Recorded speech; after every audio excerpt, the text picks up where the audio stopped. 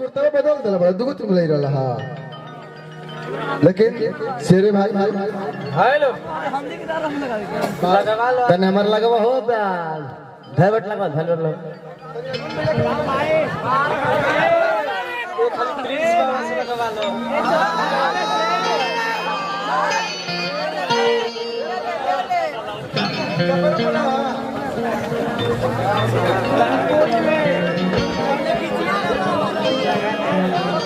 एक जना हमार बारात मिस कइलो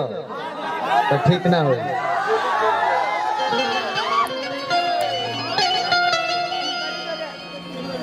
कि ऐसन रंग हर लगा रे दिहलू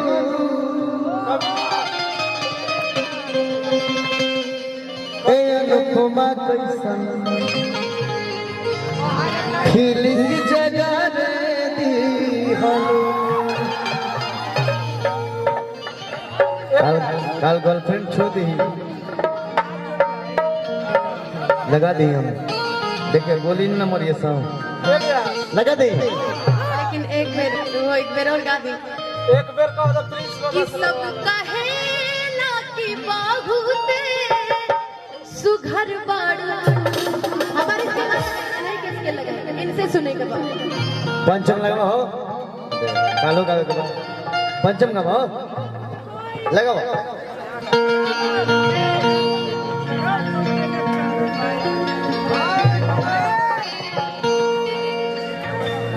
पंचम पंचम हाँ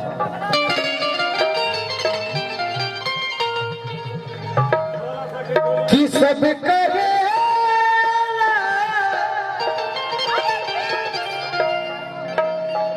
की बहुत सुघर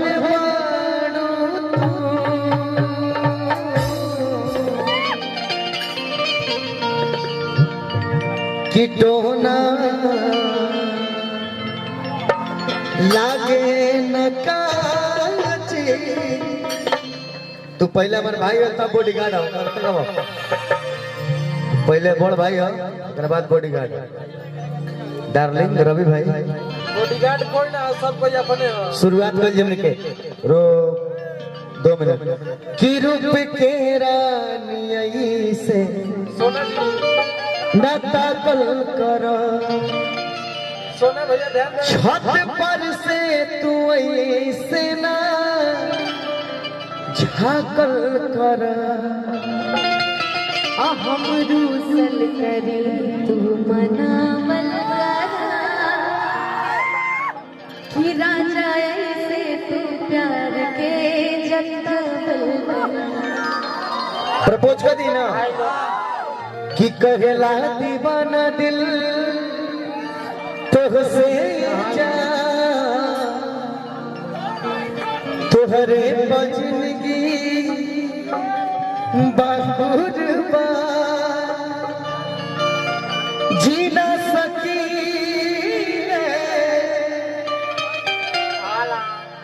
होके जुदा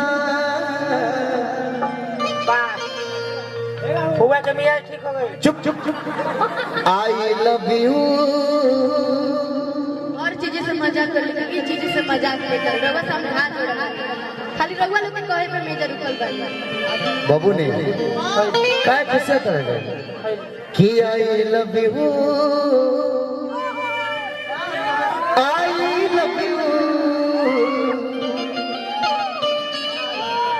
हे अनुपमा